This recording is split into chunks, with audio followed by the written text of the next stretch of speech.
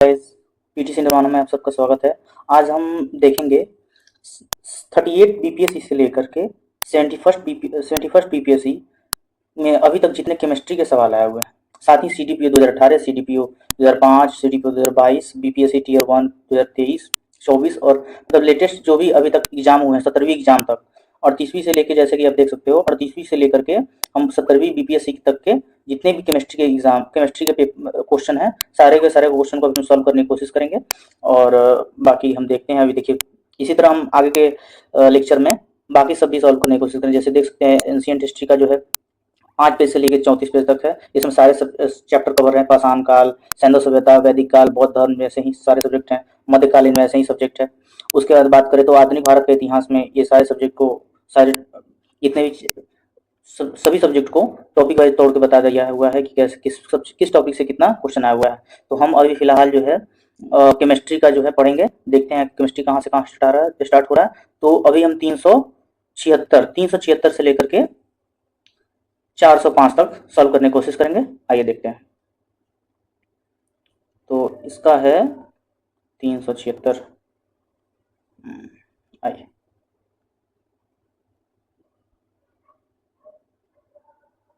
यहाँ से स्टार्ट होता है 376। तो सबसे पहला क्वेश्चन है, ये 2019 में 65वीं बीपीएससी में पूछा गया क्वेश्चन है कि आधुनिक रसायन शास्त्र के जनक किसे कहा गया है।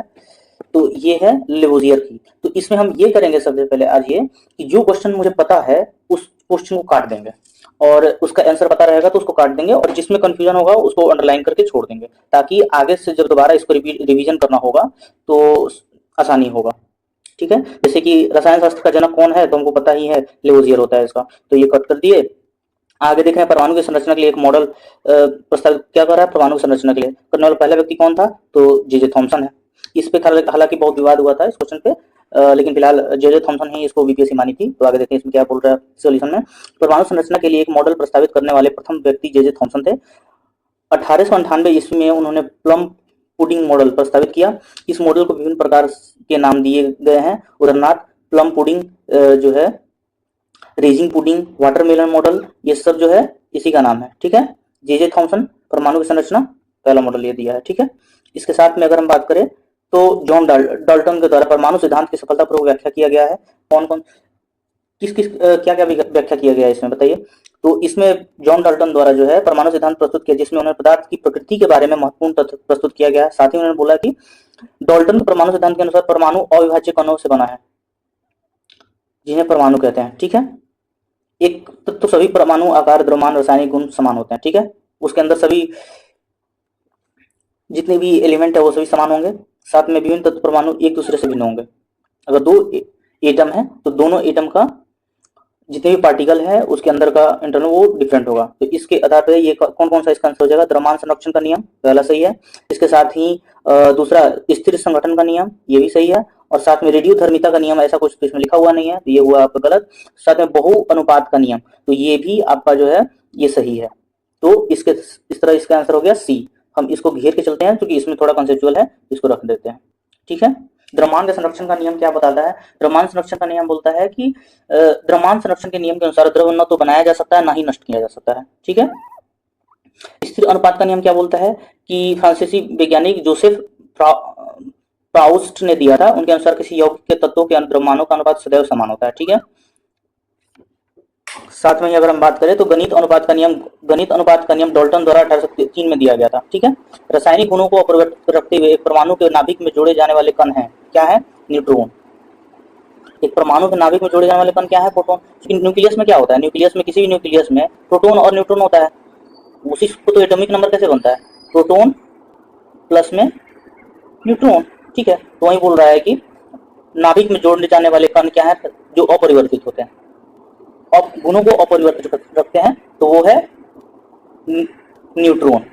क्योंकि प्रोटॉन और इलेक्ट्रॉन तो वो बदल सकते हैं, लेकिन न्यूट्रॉन अस्थायी होता है। ठीक है, इसके इसी तरह अगर हम आगे देखें तो एक परमाणु के केंद्र का धनावेशित हिस्सा कहलाता है क्या, न्यूक्लियस। ठीक है, तो ये तो पता ही है आपको, उसको कट कर देना चाहिए हमें।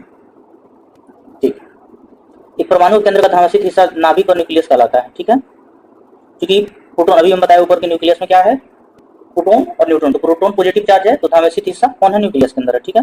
इसलिए इसको केंद्रक बोलते हैं, न्यूक्लियस परमाणु केंद्रक होता है। परमाणु के नाभिक प्रोटॉन और न्यूट्रॉन यहाँ पे भी लिखा हुआ है, न्यूक्लियस कहलाते हैं। और प्रोटॉन धनात्मक आवेशक कण होता है, आवेशिक कण होता है, और न्यूट्रॉन उदासीन होता है, ठीक है। साथ में बात करें अगर प्रोटॉन के वेट की, तो प्रोटॉन का वेट जो है, प्रोटॉन और न्यूट्रॉन दोनों का वेट सेम होता है, लगभग 1.6 × 10⁻⁻27 kg। वहीं इलेक्ट्रॉन की बात करें तो इलेक्ट्रॉन का मास होता है 9.1 × 10⁻31, 9.1 × 10⁻31 kg। ये हो गया इलेक्ट्रॉन का, ठीक है। गोल्डस्टीन और जेम्स चैडविक द्वारा इसका खोज किया गया। गोल्डस्टीन किसके किए थे? प्रोटॉन का, न्यूट्रॉन का, चैडविक है, ठीक है। इसके आगे हम देखते हैं तो उप परमाणविक कण का द्रव्यमान नगण्य है किस? तो इलेक्ट्रॉन का, क्योंकि इलेक्ट्रॉन का सबसे अभी हम बताया कि 9.1 × कितना है, 9.1 × 10⁻31, तो ऑब्वियसली इसका नगण्य है, ठीक है। कौन सा विकल्प गलत है? कौन सा? तो नाभिक के अंदर प्रोटॉन और इलेक्ट्रॉन की उपस्थिति के कारण परमाणु विद्युत रूप से उदासीन होता है, ये गलत है। क्योंकि प्रोटॉन और इलेक्ट्रॉन की, नाभिक के अंदर प्रोटॉन और इलेक्ट्रॉन कब से उपस्थित होने लगा? नाभिक के अंदर तो प्रोटॉन और न्यूट्रॉन होता है, इसलिए क्या हुआ ये गलत। दूसरा क्या बोल रहा है? इलेक्ट्रॉन ऋण आवासित है और द्रव्यमान नगण्य होता है, ये सही है। तीसरा कह परमाणु संख्या, एक तत्व के परमाणु प्रोटॉन की संख्या है, ये भी सही है। समस्थानिक परमाणु, समस्थानिक यानी कि आइसोटोप्स, परमाणु ईंधन के रूप में चिकित्सा परमाणु से कार्बन डेटिंग किया जाता है, ये भी सही है, ठीक है। आगे हम देखें तो क्वेश्चन कह रहा है कि न्यूट्रॉन किसमें न्यूट्रॉन नहीं होता है? न्यूट्रॉन किसमें नहीं होता है? तो हाइड्रोजन में न्यूट्रॉन नहीं होता है। चलिए थोड़ा एक है फैक्ट मिल रहा है आपको, इसको रहने देते हैं। एक न्यूट्रॉन होता है जबकि अत्यंत भारी हाइड्रोजन। देखिए अब आइसोटोप्स हम जो बोले हैं तो पोजीशन उसका तो सेम है, लेकिन क्या बोलते हैं, पोजीशन सेम है बट उसका, सॉरी, पोजीशन सेम है बट मास डिफरेंट है। आइसोबार में क्या होता है? आइसोबार में होता है मास सेम है, बस पोजीशन अलग है। लेकिन तो अगर हम हाइड्रोजन की बात करें तो हाइड्रोजन में 3 होता है, एक तो हाइड्रोजन है, दूसरा उसका फॉर्मेशन है ड्यूटेरियम जिसमें 2 है, जिसमें एक न्यूट्रॉन होता है क्योंकि उसका मास नंबर 2 है। साथ में ही अगर बात करें उसका एक और आइसोटोप पोजीशन के बारे में, तो उसका जो है ट्राइटियम है, ठीक है, 2 न्यूट्रॉन होते हैं, ठीक है। एक तत्व में इलेक्ट्रॉन और न्यूट्रॉन की संख्या 18 और 20 है, ठीक है। चलिए 18 और 20 है न्यूट्रॉन और इलेक्ट्रॉन की संख्या, तो द्रव्यमान कितना होगा? तो obviously electron equal to proton, तो प्रोटॉन किसका कितना है? 18, और साथ में न्यूट्रॉन कितना है? 20, तो एटॉमिक मास कितना है? प्रोटॉन प्लस न्यूट्रॉन, तो 18 और प्लस में 20 कितना हो गया? 38। ये तो आसान सा क्वेश्चन था। एक नाभिक के द्रव्यमान की संख्या कितना होगा? बस वही है, प्रोटॉन और न्यूट्रॉन के योग है, ठीक है। उसी के साथ में क्या कर रहा है, कौन सा कण आवेश रहित होता है? इसमें न्यूट्रॉन में, पता। परमाणु नाभिक के अवयव कौन सा है? प्रोटॉन और न्यूट्रॉन। वही क्वेश्चन बार बार दोहराया, देखिए कि क्वेश्चन कितनी बार पूछा है। परमाणु के द्रव्य में मूल कौन सा होता है? प्रोटॉन न्यूट्रॉन, फिर वही क्वेश्चन। अब आगे देखिए, प्लूटोनियम में क्या पूछ रहा है? इसका न्यूट्रॉन की संख्या कितना होगा? तो ऊपर मास है, ये प्रोटॉन इसका पोजीशन है, पोजीशन किसके बराबर होता है? उसका प्रोटॉन के बराबर, तो प्रोटॉन संख्या इसमें से घटाए तो कितना हुआ? 148। आसान सा क्वेश्चन है। एक तत्व में समस्थानिक यानी कि आइसोटोप्स अलग अलग होते हैं, समस्थानिक, लेकिन द्रव्यमान संख्या में, पोजीशन में सेम है लेकिन द्रव्यमान में भिन्न है, ठीक है। ये हम पहले ही इसके बारे में चर्चा कर चुके हैं, ठीक है। उसके बाद 16 नंबर क्वेश्चन में क्या बोल रहा है कि किसी परमाणु नाभिक का आइसोटोप वो नाभिक है जिसमें आइसोटोप्स, देखिए फिर से पूछा है, आइसोटोप्स वो नाभिक है जिसमें क्या होगा? पर प्रोटॉन की संख्या वही होगी लेकिन न्यूट्रॉन की संख्या भिन्न होगी। न्यूट्रॉन की संख्या भिन्न होगी, इसका मतलब क्या है? एटॉमिक नंबर सेम है बट मास डिफरेंट है। मास डिफरेंट कैसे है? उसकी मास डिफरेंट होगा कब? जब उसका न्यूट्रॉन का संख्या बदल जाएगा। तो अभी हम इस पर चर्चा किए हैं कि कैसे atomic number is equal to proton और न्यूट्रॉन होता है। तो अगर न्यूट्रॉन बदल जाए, ये तो सेम ही रहेगा, लेकिन न्यूट्रॉन बदलेगा तो एटॉमिक नंबर और ये मास, एटॉमिक मास जो है ये बदल जाएगा इसका, ठीक है। तो देखिए एक ही प्रकार का परमाणु भिन्न में से किन में मिलता है? इसका तो बी आंसर हो गया, ठीक, ये कट हो गया। एक ही प्रकार का परमाणु निम्न से किस में मिलता है? तो प्राकृतिक तत्वों में, ठीक है। यौगिक में तो 2 टाइप का हो जाएगा, मिश्रण में तो उससे भी ज्यादा हो जाएगा, तो प्राकृतिक तत्व नेचुरल में एक ही होगा, ठीक है। उसके बाद बात करें अगर हम 18 नंबर में, ठीक है, तो निम्नलिखित से कौन सा इलेक्ट्रॉनिक संरूपण धातु तत्व के लिए होता है? उससे 2 8 8 2, ठीक है, ये तो पता ही आप लोगों को। देखिए एक फार्मूला होता है कि किस ब्लॉक में कितना इलेक्ट्रॉन है, तो ये 2n² फार्मूला होता है। एक बार क्वेश्चन ये भी पूछ दिया था कि कितना किस ब्लॉक में कितना और वो है इलेक्ट्रॉन है, तो उस ब्लॉक का हिसाब से कर देते हैं तो निकल जाएगा आपका। इस तरह से बोल रहा है कि नियोन, नियोन का गैस कितना होता है, नियोन का 10 होता है एटॉमिक नंबर, तो 2 और 8 में बांटा है।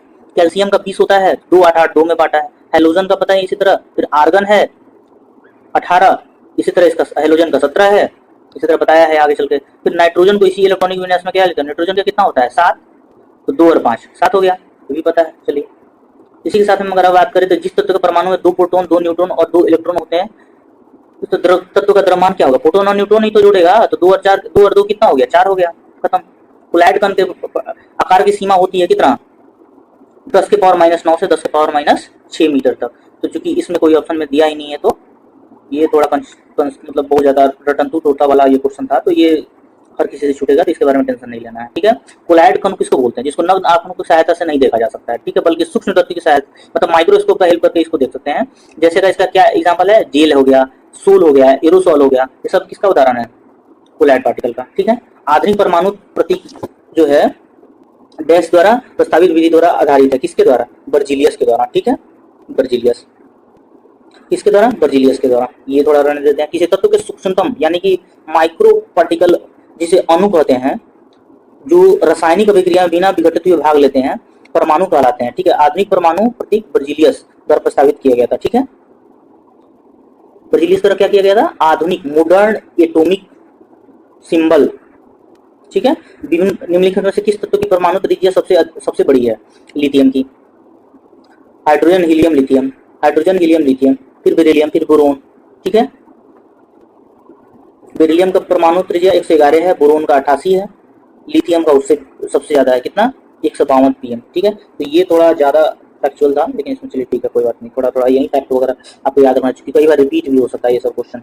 देखिए 2023 में क्वेश्चन पूछा बीपीएससी टीचर में, देखिए ये सब पूछा क्वेश्चन कि किस तत्व की परमाणु त्रिज्या सबसे अधिक है, तो लिथियम का, ठीक है। तो इस चीज को याद रखिए। हाइड्रोजन परमाणु के इनमें स्थिर कक्ष का अर्धव्यास किसके समानुपाती होगा, बताइए जरा, तो n², अभी हम बताए उधर फॉर्मूला 2n² है, तो उसी तरह इसका जो है n स्थिर अर्धव्यास समकातु अर्धव्यास है ना, तो हाफ से हाफ कट गया, तो सीधे समानुपाती किसका हुआ, n² के, ठीक है।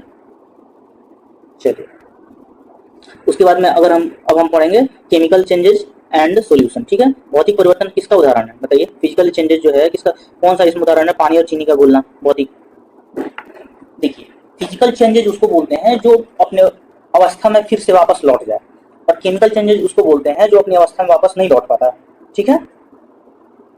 तो इसलिए भौतिक परिवर्तन का उदाहरण कौन है, पानी और चीनी का घुलना, इसको फिर से वाष्प बनकर फिर से इसको कर सकते हैं। तो ये तो आसान सा क्वेश्चन था, ठीक है। आगे हम देखते हैं ये कौन सा क्वेश्चन है, फिर पूछ रहा है कि भौतिक परिवर्तन नहीं है, कौन सा नहीं है, तो कोयला का जलना, ठीक है, क्योंकि उसको रिटर्न नहीं, रिवर्सिबल नहीं किया जा सकता, वो तो रासायनिक चेंजेस है। रसायन विज्ञान में कौन सा भौतिक परिवर्तन है, देखिए बार बार क्वेश्चन पूछा है इसी से, पानी का उबलना। किस नियम के अनुसार समान ताप पर सभी गैसों को निश्चित आयतन में अणुओं की संख्या समान होती है, ठीक है। तो एवोगाड्रो का नियम, एवोगाड्रो नियम का क्या कहता है, एवोगाड्रो कांस्टेंट बोलता है, ठीक है। एवोगाड्रो नियम के अनुसार समान दाब पर सभी आदर्श गैसों के समान आयतन में कणों और अणुओं की संख्या समान होती है। किसी गैस के 1 ग्राम मोल अणु की संख्या को एवोगाड्रो संख्या कहते हैं, ठीक है। चलिए संघनन क्या होता है, संघनन होता है वाष्प का द्रव में बदलना, ठीक। कंडेंसेशन जिसको बोलते हैं हम लोग, जैसे बादल हो गया, कोहरा हो गया, वर्षा हो गया, ठीक है। उसी तरह अगर बात करें विलयन या विलायक के प्रति इकाई आयतन या प्रति इकाई द्रव्यमान में उपस्थित विलय की मात्रा को रसायन में किस रूप में जाना जाता है, तो विलयन की सांद्रता के रूप में जाना जाता है इसको, ठीक है। विलयन की सांद्रता याद रखिए, विलयन पूछ रहा है तो इसी का सांद्रता निकालेंगे ना, विलायक की सांद्रता नहीं होगा, विलयन की सांद्रता, विलय नहीं, विलयन यानी कि कोलाइड पार्टिकल, कोलाइड, ठीक है। सोल्यूट, सॉल्वेंट और सॉल्यूशन 3 होता है, सोल्यूट, सॉल्वेंट, सॉल्यूशन। तो जो सॉल्वेंट है उसका कंसेंट्रेशन जो है इसके वॉल्यूम से बताता है कि सॉल्वेंट क्या, ठीक है। पानी का इलेक्ट्रोलाइसिस प्रक्रिया क्या बोलता है, विघटन की प्रक्रिया है, ठीक है। ठीक, चलिए ये हो गया। पानी का इलेक्ट्रिक विद्युत अपघटन प्रक्रिया उदाहरण जिसमें पानी अपने घटकों हाइड्रोजन और ऑक्सीजन में टूट जाता है, ठीक है, इसी को इलेक्ट्रोलाइसिस बोलते हैं। हिंदी में रिएक्शन शब्द के अनुपात प्रतिक्रिया लिखा गया है, जैसे केमिकल रिएक्शन रासायनिक प्रतिक्रिया कहलाता है, ठीक है। अगर हम बात करें इसका ठोस कपूर से कपूर वाष्प में अगर क्या ऊर्ध्वापातन बन जाएगा डायरेक्ट, ठीक है, ये तो पता ही है आप लोगों को सभी किसी को। उसके बाद करते हैं मिश्रण के विभिन्न द्रवीभूत घटकों को उपयुक्त पदार्थ पर अधिशोषण द्वारा अलग करने की प्रक्रिया कहलाती है क्या?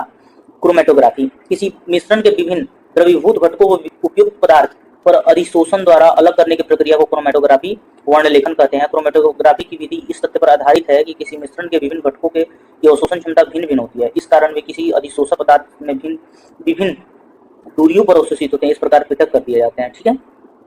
क्या संदेश है? मिश्रण के विभिन्न द्रवीभूत घटकों को उपयुक्त पदार्थ को अधिशोषण द्वारा अलग करने की प्रक्रिया क्या कहलाती है? क्रोमेटोग्राफी। क्रोमेटोग्राफी, ठीक है। चलिए, ये थोड़ा इंपॉर्टेंट है, ये पूछ सकता है इसको, ये रखते हैं, देखिए CDPO का क्वेश्चन 2022 में, ठीक है। क्रोमेटोग्राफी की विधि इस तथ्य पर आधारित है कि किसी मिश्रण के विभिन्न घटकों की अवशोषण क्षमता भिन्न भिन्न होती है, इस कारण वे विभिन्न अवशोषक पदार्थ में विभिन्न दूरियों पर अवशोषित करते हैं, ठीक है। उसके बाद फिर दो तरल पदार्थ है A और B को मिलाने में आदर्श तरल प्राप्त करने के लिए क्या करना पड़ेगा? मिश्रण की तापीय धारिता शून्य होनी चाहिए, ठीक है। दो तरल मिलाने पर आदर्श तरल प्राप्त करने के लिए मिश्रण की एंथैल्पी अर्थात तापीय धारिता शून्य होगी। आदर्श विलयन, आदर्श जो आइडियल सॉल्यूशन है उसमें अणुओं के बीच कोई अंतःक्रिया नहीं होती है, ठीक है। तापीय धारिता एंथैल्पी शून्य होने का अर्थ है मिश्रण प्रक्रिया के दौरान ऊष्मा न तो अवशोषित होती है न ही उत्सर्जित होती है, ठीक है। ना तो हीट रिलीज होगा ना एब्जॉर्ब होगा, आइडियल सॉल्यूशन में वही होता है, ठीक है। तो इसका क्या आंसर हो गया? C। मिश्रण की किसी भी मिक्सचर का जो है तापीय धारिता शून्य होनी चाहिए, ठीक है। फैराडे कांस्टेंट क्या बोलता है? ये तो यूनिवर्सल कांस्टेंट है, ये तो पता ही आप लोगों को। फैराडे कांस्टेंट क्या बोलता है? सर फैराडे स्थिरांक का मान कितना होता है? 96,485 कूलम पर मोल। एक मोल इलेक्ट्रॉन आवेश की मात्रा फैराडे स्थिरांक के बराबर परिभाषित होती है, ठीक है। आगे बात करते हैं। ऊर्ध्वपातन के बारे में बात की यही थी कि डायरेक्ट ठोस से अगर जो है वाष्प में बन जाए तो उसको क्या बोलेंगे? ऊर्ध्वपातन। किसी पदार्थ को सीधे ठोस से गैस में बदलने की प्रक्रिया को क्या बोलेंगे? ऊर्ध्वपातन। वही चीज है जैसे कपूर है। घरेलू LPG सिलेंडर में दाब मापक नहीं प्रदान किए जाते हैं, क्योंकि ये LPG सिलेंडर में गैस की मात्रा को प्रदर्शित नहीं कर सकते, ठीक है। किसी सिलेंडर में द्रवीभूत गैस का दबाव गैस कम होने पर भी नियत बना रहता है, अतः गैस कम होने पर गैस की सही मात्रा नहीं बता सकता, ठीक है। चलिए, उसके बाद अगला क्वेश्चन क्या है? शुद्ध जल में नमक को घोलने से जल का क्वथनांक क्या होगा? क्वथनांक मतलब बॉइलिंग पॉइंट, और गलनांक मतलब मेल्टिंग पॉइंट, ठीक है। जल का क्वथनांक और हिमांक ये फ्रीजिंग पॉइंट है, ठीक है। तो कौन सा कथन सही है? तो क्वथनांक तो बढ़ ही जाता है, जैसे ही उसमें इम्प्योरिटी अगर ऐड कर देंगे कोई और शुद्धता ऐड कर देंगे तो क्वथनांक बढ़ जाएगा और जल का हिमांक घट जाएगा, ठीक है। मिथाइल अल्कोहल जब जल में डालते हैं तो जल का क्वथनांक क्या होगा? घट जाता है, ठीक है। दोनों सही है, इसके हिसाब से डी आंसर हो गया, ठीक है। शुद्ध जल में नमक घोलने से जल का क्वथनांक बढ़ जाता है एवं जल का हिमांक घट जाता है। जल में स्थित मिथाइल अल्कोहल डालते हैं तो जल का क्वथनांक बढ़ जाता है, यह हाइड्रोजन कमजोर कर देता है, ठीक है। हाइड्रोजन बॉन्ड जो है उसको कमजोर कर देगा, जिसके कारण जो है कमजोर हो जाता है। हाइड्रोजन बॉन्ड जैसे ही कमजोर होगा तो क्या होगा? क्वथनांक घट जाएगा, ठीक है। ठीक, दूसरा उदाहरण है किसका बताइए? कोलाइड विलयन का, कोलाइड सॉल्यूशन का और इमल्सन का, दोनों का उदाहरण है, ठीक। इसके बारे में पता ही आपको। चलिए इसको हटाइए, काटिए इसको। क्रिस्टलीकरण क्या होता है? शुद्ध पदार्थ को उनको विलयन से निकालने की प्रक्रिया होती है, ठीक है। ये तो सही लग रहा है। क्रिस्टलीकरण के दौरान घटक परमाणुओं को और अणुओं के बीच एक बंधन स्थापित होता है, ये भी सही है। यह रासायनिक परिवर्तन का उदाहरण है, ये लीजिए। ये रासायनिक परिवर्तन का वैसे भी उदाहरण नहीं है। ये क्या है? शुद्ध पदार्थों को क्रिस्टलों के रूप में उनके विलयन से यानी कि सॉल्यूशन से निकालने की प्रक्रिया को क्रिस्टलीकरण कहते हैं, ठीक है। क्रिस्टलीकरण के दौरान घटक परमाणुओं और अणुओं के बीच वैन डर वाल्स बंध स्थापित होता है। क्रिस्टलीकरण की प्रक्रिया में कोई नया रासायनिक पदार्थ नहीं बनता, अतः रासायनिक परिवर्तन नहीं है, ठीक।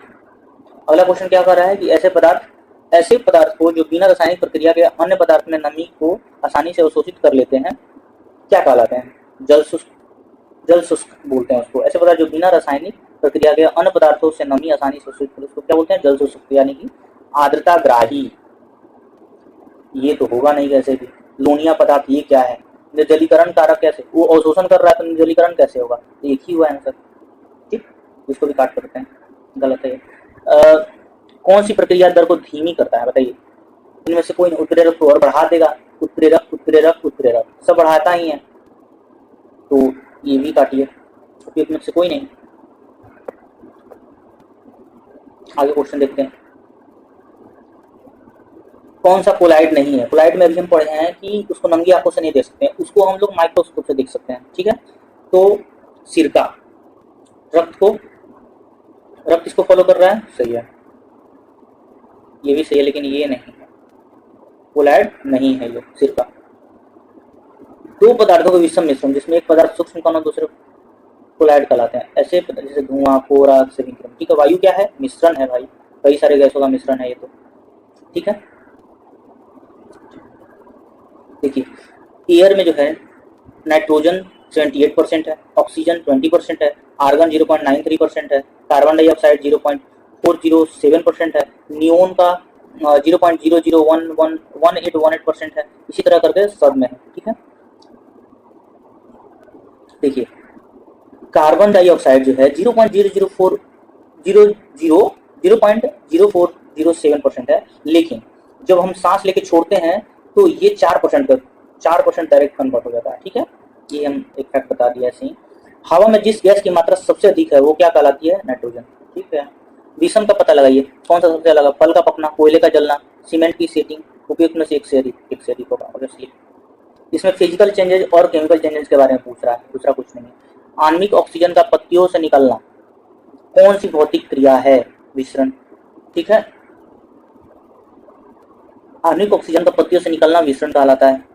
विसरण की क्रिया दो से अधिक पदार्थ होता है एक दूसरे से मिलकर समांग मिश्रण की क्रिया को विसरण कहते हैं। प्रकाश संश्लेषण की प्रक्रिया में कार्बन डाइऑक्साइड को वातावरण में से लेना और ऑक्सीजन की पत्तियों से निकालना विसरण का उदाहरण। ठीक है, आगे बात करें तो कौन सा पदार्थ टिंडल प्रभाव का उदाहरण है, लीजिए टिंडल इफेक्ट दिखाएगा, कौन सा दिखाएगा, तो इसमें जो है एक से अधिक जब प्रकाश की किरण को उसके तरंग दैर्ध्य के बराबर आकार के कणों वाले कोलाइड कणों से गुजारा जाता है तो प्रकाश के प्रतिबिंब से फलस्वरूप उसका पथ और प्रक्षेपक दिखाया जाता है। ठीक है, तो पहला तो देखिए दूध तो होगा, दूध भी होगा और स्टार्च भी होगा। NaCl तो कैसे भी है, अगर पानी में घोल दें नमक को तो कैसे कुछ उससे टिंडल इफेक्ट थोड़े होगा, नहीं होगा, तो 2 और 3 हो जाएगा, यानी कि एक से अधिक, तो बी आंसर हो गया।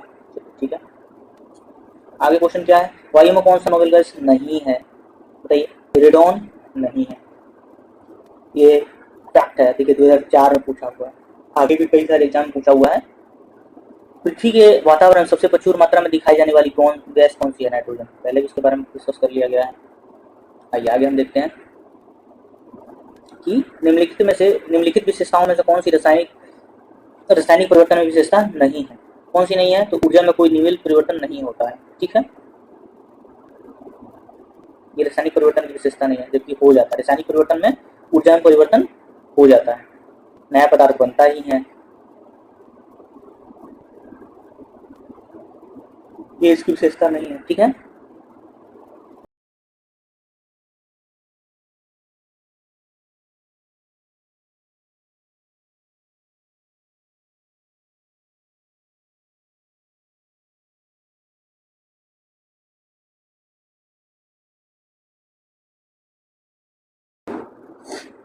वो प्रक्रिया जिसमें प्रकाश संश्लेषण के दौरान वायुमंडल कार्बन डाइऑक्साइड को कार्बोहाइड्रेट में बदलता है, ये देखिए जरा, उसको क्या बोलते हैं, अपचयन की प्रक्रिया बोलते हैं, रिडक्शन, क्या बोलते हैं इसको, रिडक्शन प्रक्रिया में प्रकाश संश्लेषण के दौरान वायुमंडल कार्बन डाइऑक्साइड को कार्बोहाइड्रेट में परिवर्तित किया जाता है।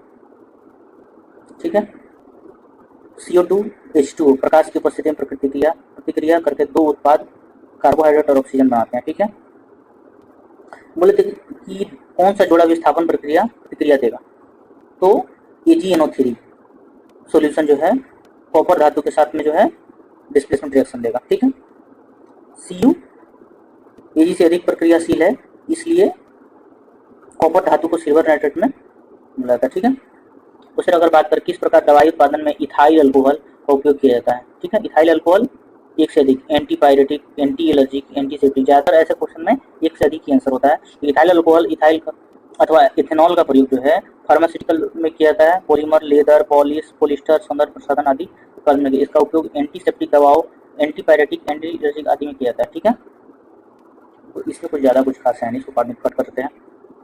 निम्नलिखित विकल्प में से किस एक विकल्प सामग्रियों को उनके कणों के बीच आकर्षण बल बढ़ाने बल के आकर्षण बल के बढ़ते क्रम में व्यवस्थित कीजिए। ठीक है, हाइड्रोजन गैस, हाइड्रोजन गैस, पानी, लौह धातु। ठीक है, पदार्थ अणु के मध्य लगने, कोई भी पार्टिकल है उसके बीच में लगने वाले बल को जो है इंटरमोलिकुलर फोर्स कहलाते हैं। ठीक है, ठोस पदार्थों में यह सर्वाधिक तथा गैस में यह सबसे कम होता है। ठीक है, इंटरमोलिकुलर पार्टिकल। ठीक है, इसमें तो आसान सा क्वेश्चन, इसको कट करते हैं हम लोग। अभिक्रिया जिसमें ऑक्सीजन की संख्या बढ़ती है, ऑक्सीजन की संख्या घटती है, वो कहा जाता है। देखिए, ऑक्सीजन की संख्या घटती है उसको क्या बोलते हैं? अपचयन। क्या बोलते हैं? अपचयन, रिडक्शन। देखिए, रिडक्शन है। ठीक, ठीक है, CuAgNO3 यहाँ पे इस वाले पीछे वाला क्वेश्चन का जो था उसका सोल्यूशन दिया है। ठीक, आगे देखते हैं। कौन सा ठोस विशेषता नहीं है? ठोस की विशेषता कौन सा नहीं है? आसानी से बहने की क्षमता, आसान सा क्वेश्चन। ठीक है, कौन सी ऊष्माक्षेपी क्रियाएं हैं? तो पानी का वाष्पीकरण ऊष्माक्षेपी है? नहीं। सल्फ्यूरिक एसिड का तनुकरण, ठीक है, बिना बुझे चूने के साथ पानी की प्रतिक्रिया, ये भी सही है। कपूर का ऊर्ध्वपातन ऊष्माक्षेपी कैसे है? नहीं है। ठीक, तनुकरण तथा बिना बुझे चूने के पानी की प्रतिक्रिया ऊष्माक्षेपी के उदाहरण है। जिस केमिकल प्रोसेस में जो है उत्पादों के साथ ऊष्मा निकलती है उसे ऊष्माक्षेपी अभिक्रिया द्वारा परिभाषित किया जाता है। मतलब दो अगर रिएक्शन कर रहे हैं उसमें केमिकल चेंज हुआ है, तो केमिकल चेंजेस के साथ में हीट प्रोड्यूस हुआ है, उसको हम लोग ऊष्माक्षेपी बोलते हैं। ठीक है, कौन सा ऐसा गैसों के द्रवीकरण के लिए उपयुक्त स्थिति का प्रतिनिधित्व करता है? Low temperature, high pressure. ठीक है, लो टेम्परेचर, हाई प्रेशर। गैसों के द्रवीकरण के लिए उपयुक्त स्थिति कम तापमान, उच्च दाब होती है, क्योंकि उच्च दाब कम तापमान की स्थिति में गैसों का अणु आसपास आ जाते हैं, जिससे उनकी गति ऊर्जा कम हो जाती है। क्या कर रहा है? गति ऊर्जा, पार्टिकल का जो वेलोसिटी है वो कम हो जाएगा, जिसके परिणाम से गैसें तरलीकृत अवस्था में परिवर्तित हो जाती है। ठीक है, ये पता है, लेकिन थोड़ा कंसेप्चुअल क्लियर रहता है। कौन सा सोडा अम्ल विनाशक का घटक है? कौन सा सोडा अम्ल अग्निशामक का घटक है? और इसका होगा तनु sulphuric acid, concentrated sulphuric acid और बाइकार्बोनेट विलयन। सोडा जो है, ये सोडा एसिड अग्निशामक में प्रमुख घटक तनु सल्फ्यूरिक एसिड और सोडियम बाइकार्बोनेट यानी कि बेकिंग सोडा जिसको बोलते हैं का विलयन है। यह एक घरेलू अग्निशामक के रूप में प्रयोग होता है। ठीक है, ये अच्छा क्वेश्चन है। अनबुझा चूना किसको बोलते हैं हम लोग, जब बताइए? CaO। अनबुझा चूना कौन सा है? CaO। नीला थोथा किसका बोलते हैं? नीला थोथा बोलते हैं कॉपर सल्फेट को। ठीक, कॉपर सल्फेट का फॉर्मूला क्या है? CuSO4 5H2। ठीक है, उसके बाद बोलते कौन सा एक तत्व नहीं है? तत्व कौन सा नहीं है बताइए? गैस। धातु भी तत्व है, धातु भी धातु तत्व। गैस क्या है? तत्व नहीं है, पदार्थ है वो तो। ठीक, PHBV पॉलीविनाइल क्लोराइड है, पोली हाइड्रोक्सी ब्यूटाडाइन को CO3 हाइड्रोक्सी वैलेरेट। ठीक है, क्या है PHBV? क्या है? एक प्रकार बायोडिग्रेडेबल पॉलीमर है जो पॉलीहाइड्रोक्सी अल्कानोइड परिवार का सदस्य है। इसका पूर्ण रासायनिक नाम है पोली 3 हाइड्रोक्सी ब्यूटाड पोली 3 hydroxy butyrate O3 hydroxy valerate. ठीक है, ठीक, आगे अगर बात करें तो बुझा हुआ चूना क्या था? बुझा हुआ चूना CaO। ठीक है, और चूने का पानी को ऑब्वियसली यार CO2 निकलता है इसका, तो गया काम से इसका।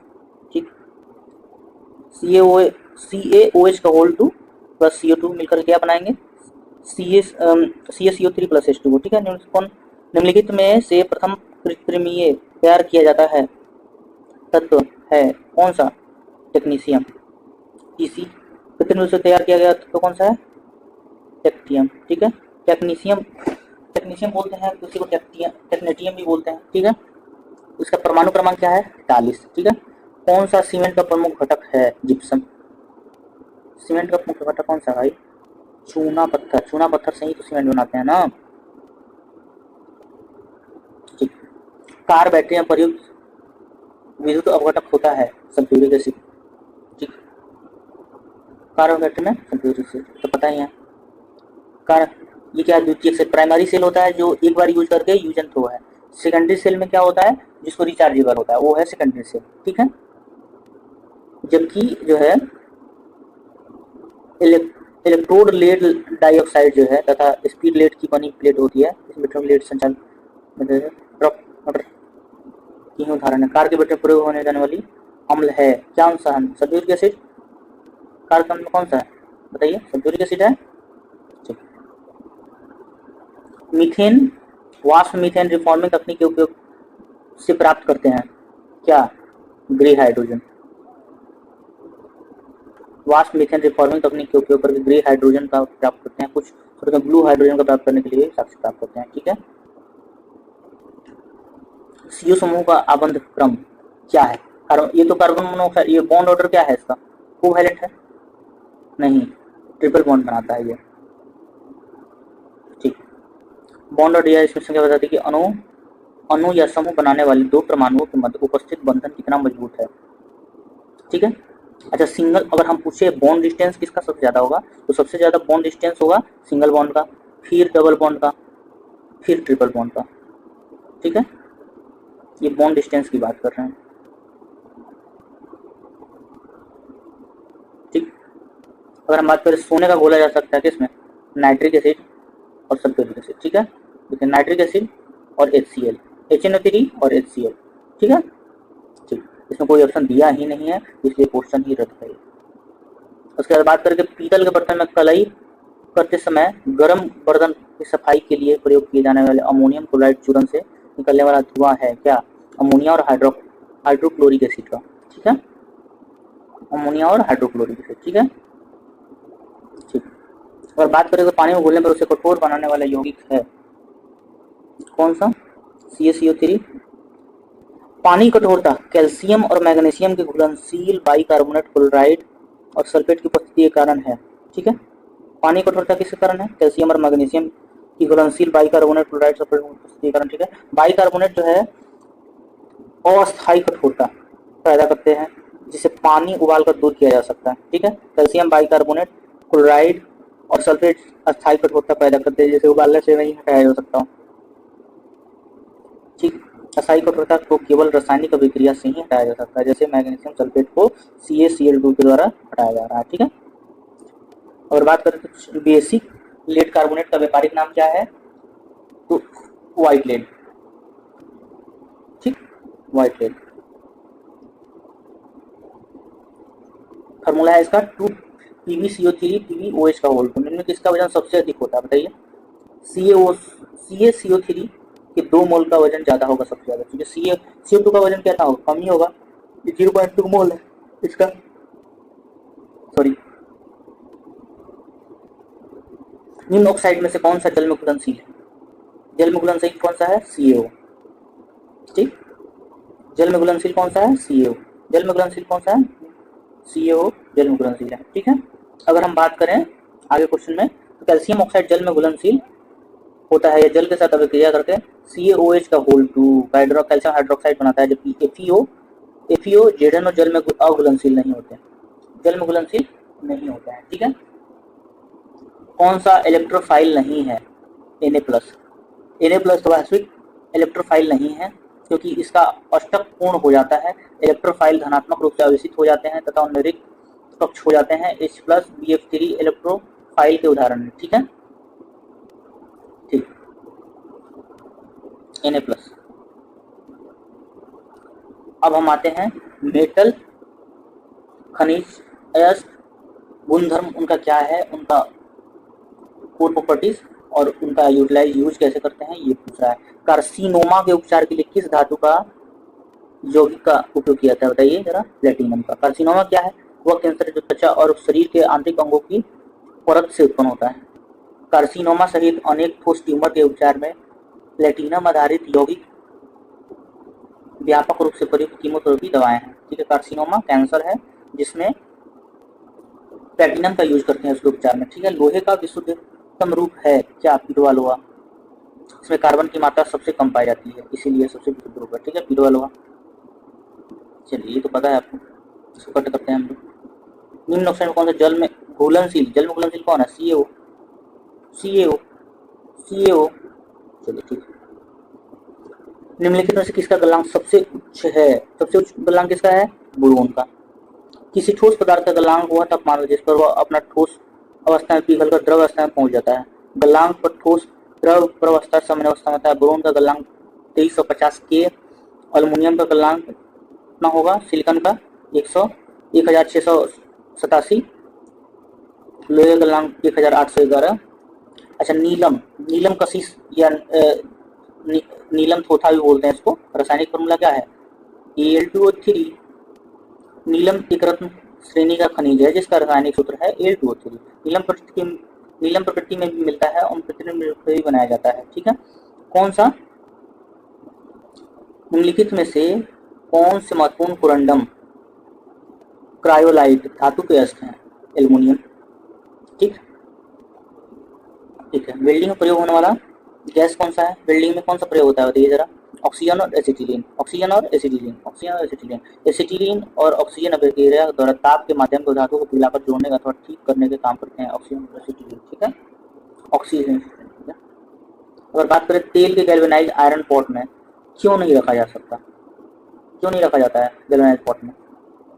चूंकि यह जहरीला यौगिक बनाता है, तेल की गुणवत्ता को कम करता है और जंग देखी जा सकती है इसमें, इसलिए इसका डी आंसर हो जाएगा। गैल्वेनाइज्ड आयरन वह लोहा है जिसमें जिंक की परत चढ़ाकर उसे जंग से बचाया जाता है। गैल्वेनाइज्ड आयरन वह लोहा है जिस पर जिंक की परत चढ़ाकर जंग से बचाया जाता है। जिंक परत तेल के मुक्त वसीय अम्लों और नमी के साथ विक्रिया करके जिंक की विषैले यौगिक बनाते हैं। ठीक है, जिंक लवण और धातु जिंक लवण और धातु आयन तेल के ऑक्सीकरण की गति बढ़ाकर उसकी गुणवत्ता को कम कर देते हैं। ठीक है, अभिक्रिया के कारण जिंक के सुरक्षात्मक परत धीरे धीरे क्षरित होती है। नीचे का लोहा नमी और ऑक्सीजन के संपर्क में आ जाता है जिससे संक्षारण और जंग लगना स्पष्ट रूप से देखा जाता है। गैल्वेनाइज्ड लोहे की पाइप पर परत होती है जस्ते की। ठीक है, लोहे एवं जस्ते को जंग से सुरक्षित रखने के लिए उस पर जिंक की पतली परत चढ़ाने की विधि को गैल्वेनाइजेशन कहते हैं।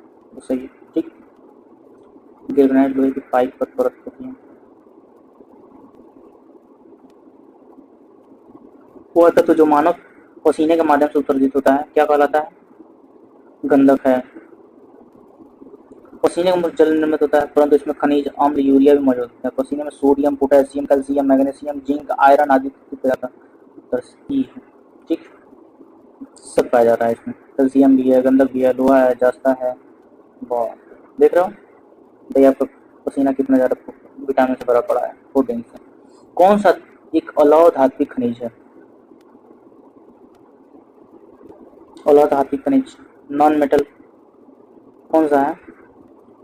लोहे के अंश का भाव है जैसे कोबाल्ट, टीन, तांबा, जस्ता। ठीक, कोबाल्ट हो गया, टीन हो गया। ट्यूबलाइटों और परखनीजों के प्रयोग कर किया जाने वाला ग्लास किससे बनता है बताइए जरा? ट्यूबलाइटों और परखनीजों में प्रयोग किया जाने वाला ग्लास क्षारीय धातुओं सिलिकेटों का एक अपृष्ठीय पारदर्शी मिश्रण है जिनका निर्माण सिलिका, सेलेनियम ऑक्साइड और सोडियम एवं अनऑक्साइड से होता है। ठीक है, इसलिए इनका डी ई आंसर हो जाएगा। ठीक है, निम्नलिखित में से किस धातु की विद्युत चालकता सबसे अधिक होती है? तो रजत, सिल्वर का, ये तो सबको पता है। कौन सबसे भारी धातु है? सबसे भारी धातु कौन सा है? प्लेटिनम है, ये भी सबको पता है। टूटी हुई हड्डी की रक्षा के लिए प्लास्टर ऑफ पेरिस का प्रयोग होता है, यह है क्या? प्लास्टर ऑफ पेरिस क्या है? जिप्सम है। इसका फार्मूला क्या होता है बताइए जरा? CaSO4 2H2O किसका है? जिप्सम का। इसी को बोलते हैं क्या? Plaster of Paris. Plaster of Paris CaSO4 2H2O। ठीक, वही चीज है। इसको कई बार हम लोग ये भी लिखते हैं CaSO4 ½ H2। ठीक है, खनिज क्या है? अकार्बनिक ठोस है। निम्न प्रकृति से पाया जाने वाला अकार्बनिक जिसकी संरचना सबसे अधिक क्रियाशील धातु कौन सी है? पोटेशियम। सबसे अधिक क्रियाशील धातु कौन सी है? पोटेशियम। प्रश्नगत विकल्पों में सक्रियता श्रेणी के दौरान श्रेणी के अनुसार पोटेशियम सबसे अधिक क्रियाशील धातु है या हवा? पोटेशियम जो है सबसे क्रियाशील धातु है। यह हवा पानी के साथ तीव्र प्रतिक्रिया हो करता है जिससे बहुत अधिक ऊष्मा उत्पन्न होती है। पोटेशियम की आयनीकरण ऊर्जा सोडियम से कम होती है क्योंकि परमाणु आकार बड़ा होता है। पोटेशियम सोडियम जैसी धातु ठंडे जल के साथ तीव्रता से अभिक्रिया करती है। ठीक, सोडियम तथा पोटेशियम की अभिक्रिया तीव्र तथा ऊष्माक्षेपी होती है। ऊष्माक्षेपी अभी हम पिछले पढ़े थे कि ऊष्माक्षेपी किसको बोलते हैं, जब दो केमिकल रिएक्शन होता है और रिएक्शन करते जो नया प्रोडक्ट बनता है उसके साथ में हीट भी रिलीज होता है तो उसी को हम लोग ऊष्माक्षेपी बोलते हैं। ठीक है, क्योंकि इससे उत्सर्जित हाइड्रोजन तत्काल द्रवीभूत हो जाता है। जल के साथ कैल्शियम की अभिक्रिया थोड़ी धीमी हो जाती है। मैग्नीशियम शीतल जल के साथ अभिक्रिया नहीं करता परंतु गर्म जल के साथ अभिक्रिया करके मैग्नीशियम हाइड्रोक्साइड एवं हाइड्रोजन गैस उत्पन्न कर देता है। ठीक है, देखिए मैग्नीशियम कोल्ड वाटर के साथ रिएक्ट नहीं करता है लेकिन हॉट वाटर के साथ रिएक्ट कर करके क्या बोल देगा, हाइड्रोजन गैस का मैग्नीशियम हाइड्रोक्साइड और हाइड्रोजन गैस प्रोड्यूस करेगा। एल्युमिनियम आयरन जिंक जैसी धातु ना ही शीतल जल के साथ अभिक्रिया करती है और ना ही कोल्ड वाटर और ना ही हॉट वाटर के साथ अभिक्रिया करेगा, लेकिन मैग्नीशियम कर जाता है। ठीक है, अभी तो भाप के साथ अभिक्रिया करके था, अच्छा लेकिन भाप के साथ कर देगा ये। अब भाप के साथ अभिक्रिया करके धातु ऑक्साइड और हाइड्रोजन प्रदान करती है। ठीक है, सक्रिय श्रेणी में सबसे ऊपर की धातु है केनाका मगलजन फेनी से पूरा गाजू पर एक ट्रिक है जिसमें पोटेशियम सबसे ज्यादा है, फिर सोडियम, फिर कैल्शियम, फिर मैग्नीशियम, फिर अल्युमिनियम। ठीक है, देखिए सीरीज का श्रेणी दिया हुआ है, इसको एक बार अच्छे से देख लीजिए थोड़ा वीडियो पॉज करके। साथ में हम अगर आगे देखें तो 18 नंबर क्वेश्चन पेपर है कि जिन डिब्बों में खाना पैक किया जाता है उस पर टीन की पतली परत चढ़ाई जाती है जिसको थिन पाइल हम लोग बोलते हैं, न कि जिंक की। क्योंकि जिंक टीन की तुलना में अधिक प्रतिक्रियाशील है। देखें तो ये भी गया, बट मारिए तो बेसिक सी नॉलेज है आपको। खाद्य पदार्थों को डिब्बे टीन में लेपित होते हैं, जिंक में नहीं। फिर वही क्वेश्चन देखिए, रिपीटेशन है जितने सवालों में। श्वेत धातु भी कहते हैं किसको, श्वेत धातु बोलते हैं हम लोग कैडमियम को, बिस्मथ को, जस्ता के मिश्र धातु ओलाय को बोलते हैं हम लोग। ठीक है, लीड टीन। ठीक, शीशे का उपयोग किया जाता है किसमें, प्रकाश संचरण है तो नीले भूरे रंग की होती है, धात्विक चमक होती है। आवर्त सारणी में इसका परमाणु क्रमांक 82 होता है। पीवी चिन्ह प्रदर्शित किया जाता है। शीशे का प्रयोग रासायनिक प्रयोगशाला में बहुत सारी चीजें होता है। ठीक है भाई, प्रकाश संचरण निम्नलिखित से कौन सा सामान्य ताप पर द्रव्य है, पारा। ये तो हर कोई, वहीं तो धातु सिंगल जो है रूम टेम्परेचर पर लिक्विड फॉर्म में रहता है। उसके बाद बात करें तो उत्कृष्ट धातु के संदर्भ में निम्न वाक्यों पर विचार कीजिए। उत्कृष्ट धातु प्रकृति में शुद्ध रूप में प्राप्त होती है। वहीं जो है यूरेनियम सीसा उत्कृष्ट धातु का उदाहरण है, नहीं, गलत, तो केवल एक आंसर होगा। उत्कृष्ट धातु को धात्विक रासायनिक तत्व के रूप में माना जाता है। उत्कृष्ट धातु प्रकृति में शुद्ध और मिश्र रूप में पाई जाती है। यूरेनियम सीसा उत्कृष्ट धातु के उदाहरण नहीं है। यूरेनियम और सीसा जो है उत्कृष्ट धातु का उदाहरण नहीं है। ठीक है, इसके साथ एक और क्वेश्चन पूछा है कि निम्न से किस बीज का उपयोग जो है अभियांत्रिकीकृत हीरो के उत्पादन में किया जाता है, तो ग्रेफाइट का। ठीक है, किस खनिज से रेडियम प्राप्त किया गया था, रेडियम किससे, पिंच ब्लेड से रेडियम प्राप्त किया जाता है। ठीक, ये तो पता नहीं है, चलिए ठीक है। हालांकि इसको जिसको नहीं पता है उसको थोड़ा सा देख लो, किसी को नहीं पता हो तो। पिंच प्लेट में रेडियम भी अल्प मात्रा में पाया जाता है। क्यूरी दंपति ने रेडियम प्राप्ति के लिए पिंच प्लेट का उत्पादन किया था। ठीक है, वायु में थोड़ी देर रखने पर किसी धातु के ऊपर हरे रंग की बेसिक कार्बोनेट की परत जम जाती है, वह धातु है क्या, तांबा। ठीक है, वायु थोड़ी देर रखने पर तांबा के धातु के ऊपर हरे रंग की बेसिक कार्बोनेट की परत जम जाती है, वह ऑक्सीजन का परिणाम है। ठीक है, किस खनिज का द्वारा लोहा प्राप्त किया जाता है, तो हेमेटाइट के द्वारा। ठीक है, ये तो पता ही है। विरंजक चूर्ण यानी कि ब्लीचिंग पाउडर जो बोल रहे हैं, कौन सा कथन असत्य है, तो ब्लीचिंग पाउडर जल में अधिक विलय होता है, गलत। हल्के पीले रंग का चूर्ण है, ये सही है। ऑक्सीकरक है, ये भी सही है, लेकिन जल में अधिक विलय है, गलत। इसका फॉर्मूला क्या है, CaOCl2। देखिए ये CaOCl2 ये है ब्लीचिंग पाउडर का फॉर्मूला। ठीक है, उसके बाद में अगर बात करें तो जास्ता किससे बनता है, जिंक किससे, विद्युत बैटरी से, या विद्युत बैटरी बनता है किससे, जास्ता से। ठीक है, अगर हम बात करें तो नेक्स्ट क्वेश्चन, लोहे में जंग लगने से वजन में क्या होगा, कौन सा परिवर्तन होगा, बताइए जरा, लंबे समय तक बढ़ता है। ठीक है, ऑक्सीकरण हाइड्रेटेड आयरन Fe2O3 NH2 में लगने से आयरन साथ ऑक्सीजन मिलने से वजन बढ़ जाएगा। ठीक है, उसके बाद बात करें अगर हम दोस्तों में एक बर्तन पर विद्युत लेपन की विधि से गैल्वेनाइजेशन जो हम लोग पढ़े थे आगे, तो बर्तन को ऋण ध्रुव और शुद्ध जास्ते को ध्रुव धन ध्रुव में बनाया जाता है। ठीक है, जास्ता 2 इलेक्ट्रॉनों का त्याग कर धनायन बन जाता है। बर्तन इलेक्ट्रॉन को ग्रहण कर ऋणात्मक हो जाता है, जिससे जास्ता धन ध्रुव, बर्तन ऋण ध्रुव हो जाता है। ठीक, उसके बाद बात पूछ रहा है कि जिस धातु कर्म प्रक्रिया के अंतर्गत धातु मिश्रित अवस्था में पाई जाती है उसे क्या कहते हैं हम लोग? प्रगलन बोलते हैं। प्रगलन की प्रक्रिया में ही अयस्क के अपचयन के उच्च ताप पर धातु प्राप्त किया जाता है। ठीक है, आगे ये क्वेश्चन देखते हैं। जास्ता, ये देखिए यही क्वेश्चन है कि जास्ता जो है, जास्ता से क्या बनता है? तो विद्युत बैटरी बनता है। जास्ता धातु का निष्कर्षण मुख्यतः सल्फाइड अयस्क जिंक ब्लेंड से किया जाता है।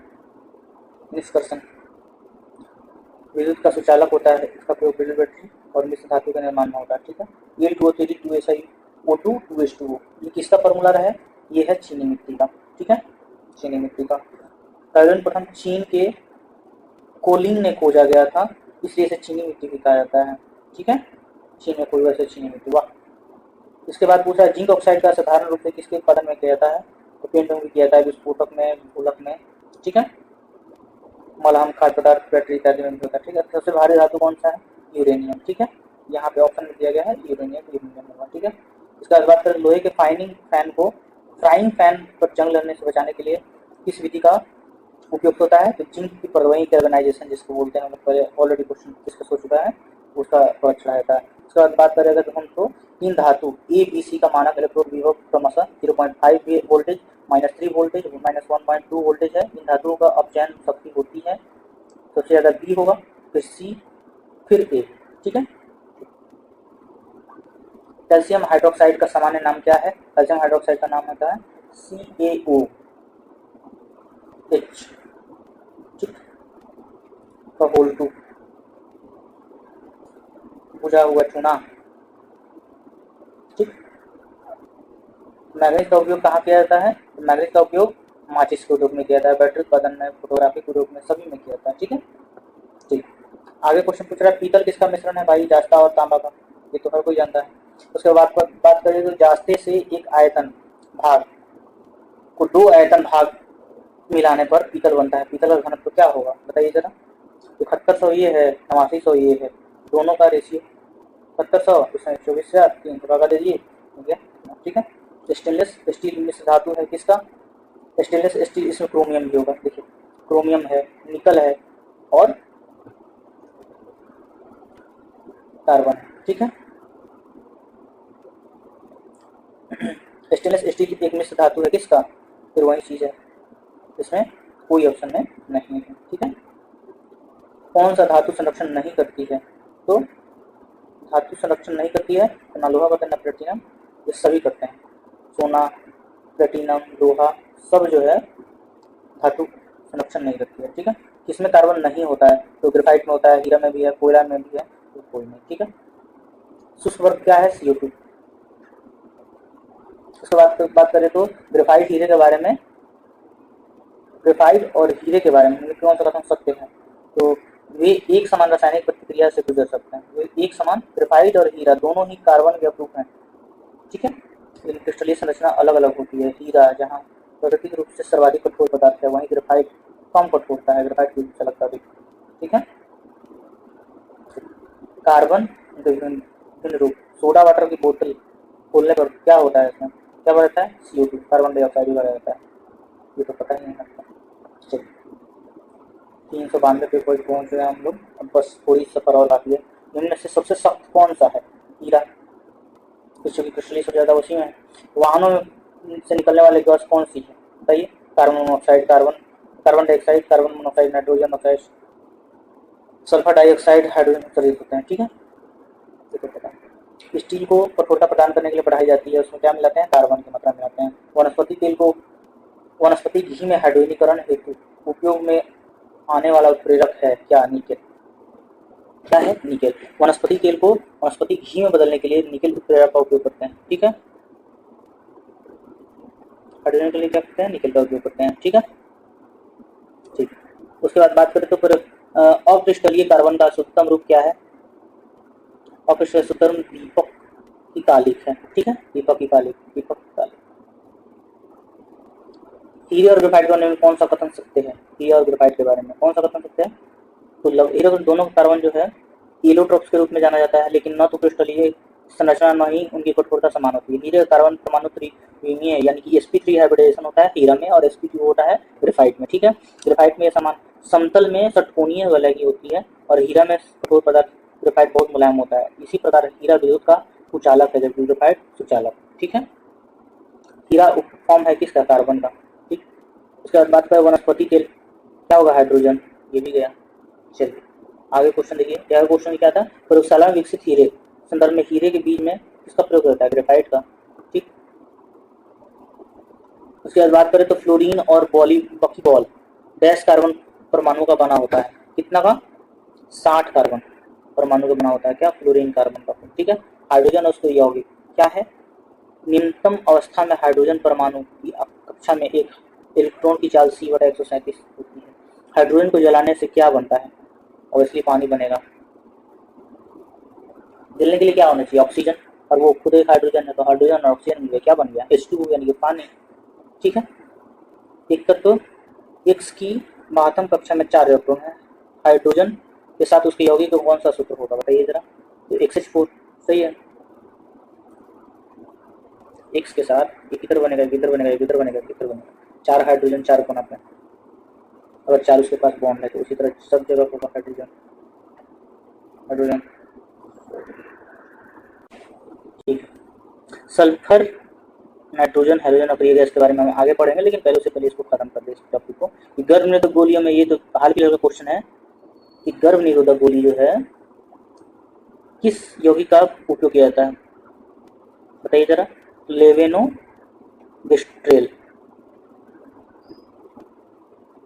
तथा इमरजेंसी कॉन्ट्रासेप्टिव पिल्स उसको बोलते हैं।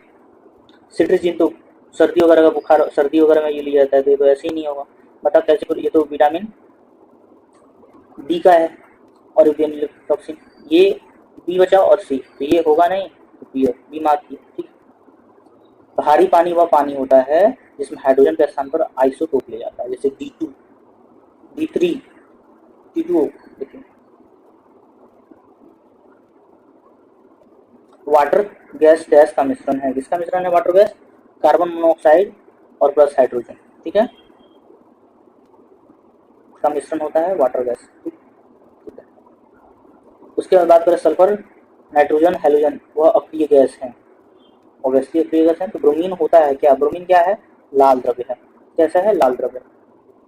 ब्रोमीन के बारे में आइए क्या जानकारी दे रखा है कि ब्रोमीन गहरा लाल भूरा रंगधारी तीक्ष्ण गंध वाला वाष्पशील द्रव्य है। क्या है? लाल भूरा तीक्ष्ण गंध वाला वाष्पशील द्रव्य है। ब्रोमीन का परमाणु क्रमांक 35 होता है, या कमरे के रूम टेम्परेचर अवस्था में लीजिए। ब्रोमीन भी जो है रूम टेम्परेचर पर लिक्विड में रहता है। ठीक है, मरकरी में तो था ही। या अज्वलनशील द्रव में अल्विलय होता है। ब्रोमीन वर्ग 17 का सदस्य है और हैलोजन वर्ग जाना जाता है। ठीक है, हैलोजन में कौन कौन होते हैं? Chlorine, chlorine, bromine, iodine, एस्टेटिन। ठीक है, तैरने के तालाब में मनुष्य की त्वचा जल जाती है, कैसे? क्लोरीन के कारण। तैरने के तालाब में तैरने से मनुष्य की त्वचा जल जाती है क्योंकि तालाब के जल शुद्धिकरण क्लोरीन का प्रयोग किया जाता है। ठीक है, हाइड्रोफ्लोरिक एसिड, हाइड्रोफ्लोरिक एसिड जो है कांच के बोतल में नहीं रखा जाता क्योंकि यह अभिक्रिया करता है, कांच के सिलिकॉन ऑक्साइड से हो जाता है। ठीक है, हाइड्रोफ्लोरिक HF कांच में नहीं रखा। हाइड्रोफ्लोरिक HF जो है अत्यधिक क्रियाशील यौगिक है, यह कांच की सिलिकॉन ऑक्साइड से अभिक्रिया करके बोतल का क्षरण हो जाता है। ठीक है, तो सल्फर हेक्साफ्लोराइड अणु का आकार कौन सा है? तो अष्टफलकीय है। ठीक है, कैसा है? सल्फर हेक्साफ्लोराइड का तो अष्टफलकीय है। हाश गैस नाइट्रस ऑक्साइड तो पता ही है आप लोग को, N2O। उसके बाद बात करें तो अगर अम्ल क्षार एसिड बेस सॉल्ट की बात करते हैं हम लोग, तो 0.1 N जो है HCl समाधान pH मान क्या होगा? तो 10 1 होगा, यानी कि 1 pH इंटू 10 10 के बराबर होगा। तो 0.1 में 1 हो गया, वहीं 10 रहेगा तो 100 हो जाएगा। pH, इसका pH मान 7 है, जरा बताइए जरा। तो उदासीन विलयन का pH मान 7 होता है, शुद्ध जल का उदासीन माना जाता है। ठीक है, तो पहला सही है। दूसरा बोल रहा है 25 डिग्री पर शुद्ध जल का pH मान 7 होगा। वर्षा का पानी जल का शुद्ध रूप है, 7 से अधिक पीएच का विलयन 7 से कम अम्लीय होता है। ठीक है, ये तो पता है आप लोगों को। ठीक, इसका विलयन 7 से अधिक है, 7 से अधिक यानी कि बेसिक। बेसिक कौन सा है? बी खत्म। पानी का पीएच मान क्या होता है? 7। दस इन न्यूट्रल। कौन सा एक घोल जो है, एक घोल का पीएच 3 से 6 के बदलता रहता है। H प्लस आयन की सांद्रता क्या होगा? 3 यानी कि 1000 गुना। ठीक, उसके बाद बात करें तो कौन सा एसिड एक विशिष्ट गुण है? एसिड का एक विशिष्ट गुण कौन सा है? नीला को लाल करेगा कन्वर्ट, हो गया। सबसे बेसिक गुण तो वही है उसका। हल्के बुलेट प्रूफ हेलमेट के लिए केवलार का यूज करते हैं हम लोग, केवलार का हेलमेट के लिए। ठीक है, सिंथेटिक फाइबर है, गर्मी प्रतिरोधी। तीसरे चौथे समूह ऑक्साइड का समान गुणधर्म होता है, क्या होता है? Basic, amphoteric. ठीक है, किस पदार्थ के एक अन्य पदार्थ के साथ गर्म करने के साथ अम्ल बनता है? तो अमोनियम क्लोराइड। ठीक है, अमोनियम क्लोराइड, अमोनियम क्लोराइड। ठीक है, उसके बाद करते शुष्क HCl, शुष्क लिटमस पत्र का रंग क्यों नहीं बदलती? क्योंकि कोई H3O प्लस आयन मौजूद नहीं होंगे। लिटमस केवल H3O प्लस आयन की उपस्थिति में रंग बदलता है। ठीक है, उसके बाद करते अपने 3 परख में दी गई है, उसमें से एक में अशुद्ध जल है, अन्य 2 में से एक में अम्लीय विलयन, दूसरे में क्षारीय विलयन है। इनमें से किसमें लाल लिटमस नीला हो जाता है? क्षार में। ठीक, एसिड में, एसिड क्या बोलेगा? नीला को लाल करेगा। बेस क्या करेगा? लाल को नीला करेगा। ठीक है, उसी तरह बात करें धातु, अम्ल धातु कार्बोनेट से अभिक्रिया कर डैश गैस में प्रयोग करते हैं। ठीक है, तो CO2 में। ठीक है, इसके बाद बात करें तो कुछ धातु ऑक्साइड एसिड, ऑक्साइड अम्ल क्षार के साथ अभिक्रिया कर नमक पानी बनाते हैं, उन्हें उभयधर्मी ऑक्साइड कहते हैं। उभयधर्मी ऑक्साइड के उदाहरण है क्या है? Al2O3 और ZNO। ठीक है, Al2O3 और ZNO। कुछ धातु ऑक्साइड अम्ल के साथ साथ क्षार के साथ अभिक्रिया करके नमक पानी बनाते हैं, उन्हें उभयधर्मी ऑक्साइड के रूप में जाना जाता है। उल्लेखनीय है कि कुछ ऑक्साइड अम्लीय तथा क्षारीय दोनों के रूप में कार्य कर सकते हैं। CuO की प्रकृति क्षारीय है, अर्थात यह उभयधर्मी नहीं है। ठीक है, खाने का नमक किससे बनता है? बताइए जरा। मजबूत अम्ल और मौजूद क्षार से, ताकि उदासीन बन जाता है ये दोनों। ठीक है, हाइड्रोकार्बन, हाइड्रोकार्बन की बात अगर हम करें तो हाइड्रोजन जिसमें कार्बन 2 परमाणु द्विबंध द्वारा जुड़े होते हैं। ठीक है, डबल बॉन्ड। इसमें अल्कीन, देखिए हाइड्रोजन कार्बन क्या है, इससे जुड़े होते हैं अल्कीन से, डबल बॉन्ड है। केवल कार्बन का हाइड्रोजन युक्त हाइड्रोकार्बन कहलाते हैं। हाइड्रोकार्बन कार्बन डबल बॉन्ड और संतृप्त श्रृंखला वाले हाइड्रोकार्बन अल्कीन कहलाते हैं। अल्कीन कार्बन कार्बन एकल आबंध युक्त संतृप्त विवरण विस्तृत श्रृंखला वाले हाइड्रोकार्बन है। ठीक है, अल्केन, अल्कीन, अल्काइन। ठीक है, निम्नलिखित में कौन सा असंतृप्त अनसैचुरेटेड हाइड्रोकार्बन? अनसैचुरेटेड यानी कि अल्कीन और अल्काइन वाला। मीथेन सिंगल बॉन्ड तो सैचुरेटेड है, इथेन एन लग रहा है, मीथेन ये भी एन लग रहा है, इसका सी आंसर हो जाएगा। आगे हम देखते हैं, ये 3 नंबर क्वेश्चन क्या कर रहा है कि सभी जीव यौगिक का अनिवार्य मूल तत्व क्या है? कार्बन। कार्बन से ही तो सभी जगह मूल तत्व कार्बन नहीं है। HMX तो पूर्ण नाम क्या है? हर मैजेस्टिस एक्सप्लोसिव। ठीक, ये तो खैर out of the box question है। उसके बाद बात करें भौतिक रूप से किस प्रकार के हाइड्रोजन को भंडारित किया जाता है? तो हाइड्रोजन गैस के संपीड़न से। ठीक, भौतिक रूप से हाइड्रोजन का भंडारण उच्च दाब पर हाइड्रोजन गैस संपीड़न के द्वारा होता है। हालांकि कुछ संक्रमण धातु जैसे पीटी के हाइड्रोजन H2 अधिक आयतन को अवशोषित करने में गुण होता है। जब इन हाइड्रोजनों को गर्म किया जाता है तो वह पुनः हाइड्रोजन गैस को उत्सर्जित कर देते हैं तथा इस गैस के ईंधन के रूप में प्रयोग किया जाता है। अतः H2 के भंडारण के लिए धात्विक हाइड्रोक्साइड का प्रयोग होता है। ऑक्सीजन अनुपस्थित होता है इसमें, केरोसिन में। ऑक्सीजन किसमें अनुपस्थित होता है? केरोसिन में। ठीक है,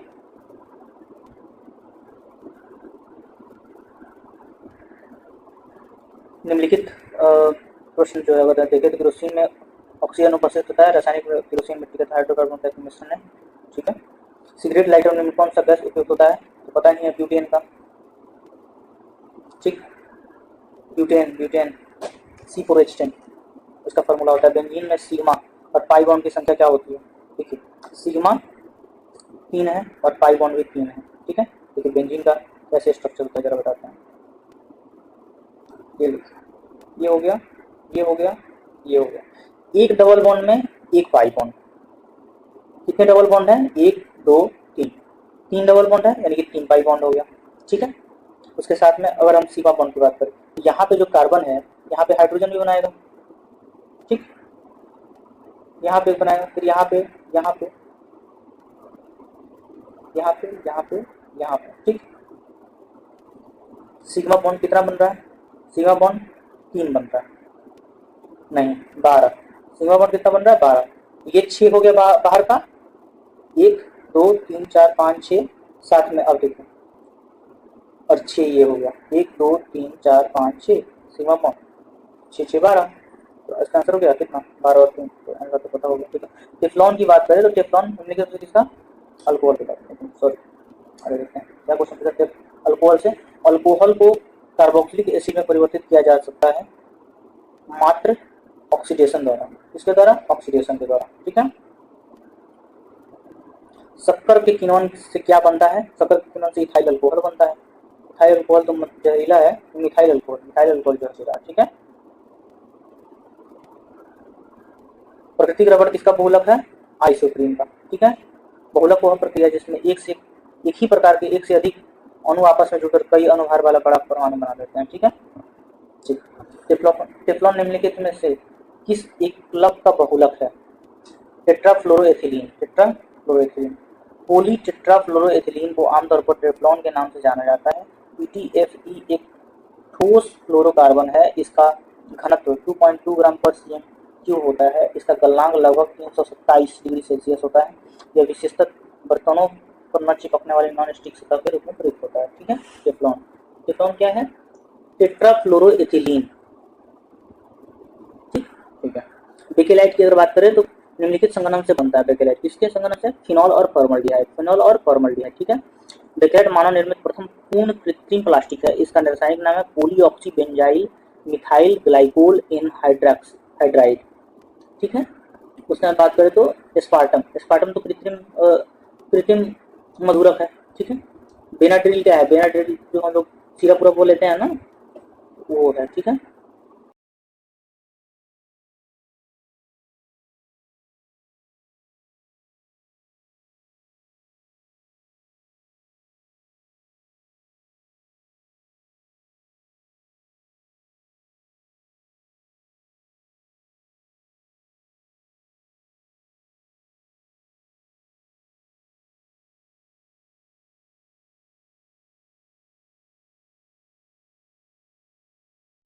सूची 1 और सूची 2 के साथ सम्मिलित कीजिए तथा सूचियों के नीचे दिए गए खूंटों की सहायता से सही उत्तर चुनिए। अब देखिए, पहला बात है स्पार्टम। स्पार्टम तो कृत्रिम मधुरक के बारे में बात करता है ना, तो 1 का तो 3 हो गया। ठीक, 1 का 3 किस में है? तो ये दोनों गया, ये दोनों कट, बचा कौन सा? सी और डी। ठीक, तो सी और डी में से अब देखिए नियोप्रीन, फ्रियोन किसका है? फ्रियोन तो फ्रिज में हम लोग ये इस्तेमाल करते हैं प्रशीतक के रूप में। ये देखिए, तो क्या आंसर हो गया इसका? C 4, B का 4 प्रशीतक के रूप में। नियोप्रीन को क्या इस्तेमाल करते हैं? नियोप्रीन को बोलते हैं, इसका संश्लेषित रबड़ में इस्तेमाल करते हैं। उसी तरह बेनाड्रिल का इस्तेमाल क्या करते हैं? बेनाड्रिल का इस्तेमाल करते हैं प्रतिहिस्टेमीन में। ठीक है, इसको घेर देते हैं, इसमें कुछ फैक्ट है, इसको ध्यान देंगे। ठीक है, आगे बढ़ते हैं। बुलेट प्रूफ जैकेट में किस फाइबर का इस्तेमाल किया जाता है? केवलार वाला। देखिए वही क्वेश्चन है बार बार। इसके बाद बात करें कि बुलेट प्रूफ जैकेट बनाने के लिए केवलार का उपयोग किया जाता है। केवलार एक पॉलीएमाइड है जो एक प्रकार का बहुलक है। यह एक उष्मा प्रतिरोधी उष्मा शक्ति द्वारा सिंथेटिक पॉलीमर है। फेनिलीन डाइमाइन और टेरेफथालाइल क्लोराइड केवलार के 2 मोनोमर्स हैं। ठीक है, निम्नलिखित में से फर्श टाइल्स बनाने के लिए उपयोग किए जाने वाले मेलामाइन एक उदाहरण है। किसका? थर्मोसेटिंग प्लास्टिक का, ठीक। मेलामाइन एक थर्मोसेटिंग प्लास्टिक है। थर्मोसेटिंग प्लास्टिक मानव निर्मित सामग्री है जिसे एक बार ढालने के बाद पुनः गर्म नहीं किया जा सकता, ठीक है। उसके बाद में कार्बोनिक एसिड, इसके बारे में देखते हैं। फलों को ज़बरदस्ती पकाने के लिए किसका इस्तेमाल करते हैं? एथिलीन का, ठीक। आइए देखते हैं ऊपर क्या आंसर दिया इसका। फलों को ज़बरदस्ती पकाने के लिए एथिलीन गैस का प्रयोग करते हैं। एथिलीन एक गैसीय पादप हार्मोन है जो फलों को पकाने के लिए प्रयोग में किया जाता है। नींबू खट्टा किस कारण होता है? साइट्रिक एसिड के कारण, ठीक। HCOOH ये किसका है? कौन सा अम्ल बोला जाता है इसको? ऑक्जेलिक एसिड बोलते हैं हम लोग। डाई कार्बोक्सिलिक अम्ल है। इसका रासायनिक सूत्र होता है क्या? C2H2O4, ठीक है। ऑक्सीकारक अम्ल के नाम से भी जाना जाता है। यह कार्बनिक यौगिक कई सब्जियों और पौधों में पाया जाता है, ठीक है। एसिटिक एसिड की गंध किसके समान होती है? एसिटिक एसिड की गंध सिरके के समान होती है, ठीक है। सिरका में एसिटिक एसिड पाया जाता है, ठीक है। इसका फॉर्मूला क्या होता है? CH3COOH, ठीक है। उसके बाद बात करें तो सिरके का रासायनिक नाम क्या है? एसिटिक एसिड, ठीक है। इसको क्वेश्चन का काटिए, वही क्वेश्चन बार बार रिपीट किया, ये तो दोनों इंपॉर्टेंट है, ठीक है। कौन सा अम्ल जिस सिरके में उपस्थित होता है? फिर से वही एसिटिक एसिड। चलिए आगे क्वेश्चन। सिरके में खट्टे का स्वाद कारण कौन सा है? एसिटिक एसिड दिया है, नहीं दिया है तो गलत हो गया। विस्फोटक पदार्थ 1945 में नागासाकी परमाणु बम, कौन सा विस्फोटक प्रयुक्त किया गया था? बताइए जरा। प्लूटोनियम का। 9 अगस्त 1945 को फैटमैन नामक नागासाकी पर गिराया गया। इसमें प्लूटोनियम का प्रयोग विस्फोटक के रूप में किया जाता है। वहीं दूसरी ओर 6 अगस्त को हिरोशिमा पर लिटिल बॉय, पहली बार में लिटिल बॉय 6 तारीख को और 9 तारीख को फैटमैन को गिराया गया नागासाकी में। इसको गिराया है हिरोशिमा, पहले हिरोशिमा पे गिराया गया फिर नागासाकी पे गिराया गया, ठीक है। जो हिरोशिमा पे गिराया गया है उसमें यूरेनियम का इस्तेमाल किया गया है और जो नागासाकी पे गिराया गया उसमें प्लूटोनियम का इस्तेमाल किया गया है, ठीक है। निम्नलिखित में से किस रसायन के कारण पटाखा फूटने से चमकदार लाल रंग दिखाई देता है? स्ट्रोंशियम के कारण, ठीक है। स्ट्रोंशियम लवणों के कारण जो है स्ट्रोंशियम नाइट्रेट, स्ट्रोंशियम कार्बोट और स्ट्रोंशियम सल्फेट के कारण पटाखा फटने में लाल रंग दिखाया जाता है, ठीक है। विस्फोटक नाइट्रोग्लिसरीन है क्या? एक एस्टर है, ठीक। ईंधन की बात करें तो वह उपकरण जो ईंधन की रासायनिक ऊर्जा को सीधे विद्युत ऊर्जा में बदलता है, क्या है?